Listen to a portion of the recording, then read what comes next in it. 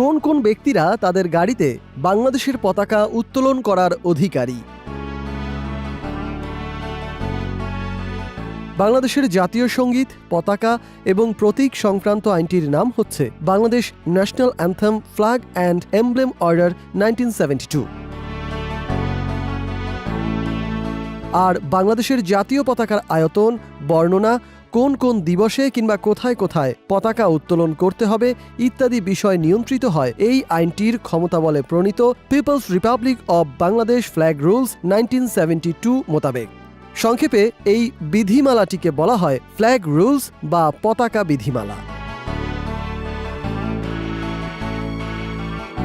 উক্ত বিধিমালার ৬ নং বিধিতে বলা হয়েছে সরকারি ভবন, অফিসিয়াল বাসস্থান, গাড়ি প্রভৃতিতে পতাকার ব্যবহার প্রসঙ্গে।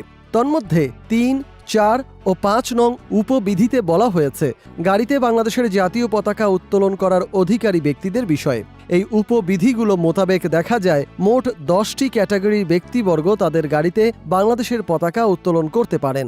আর তারা হচ্ছেন রাষ্ট্রপতি, প্রধানমন্ত্রী, জাতীয় সংসদের স্পিকার, বাংলাদেশের প্রধান বিচারপতি, মন্ত্রীবর্গ, চিফ হুইপ, জাতীয় সংসদের ডেপুটি স্পিকার, জাতীয় সংসদের বিরোধী দলীয় নেতা, মন্ত্রীর পদমর্যাদা সম্পন্ন ব্যক্তিবর্গ এবং বিদেশে অবস্থিত বাংলাদেশ কূটনৈতিক, কনসুলার মিশনসমূহের প্রধানগণ। এছাড়া প্রতিমন্ত্রী ও প্রতিমন্ত্রীর পদমর্যাদা সম্পন্ন ব্যক্তিবর্গ, উপমন্ত্রী ও উপমন্ত্রীর পদমর্যাদা সম্পন্ন ব্যক্তিবর্গ রাজধানীর বাইরে, দেশের অভ্যন্তরে অথবা বিদেশে ভ্রমণকালীন সময়ে তাদের গাড়িতে বাংলাদেশের জাতীয় পতাকা উত্তোলনের অধিকারী হয়ে থাকেন।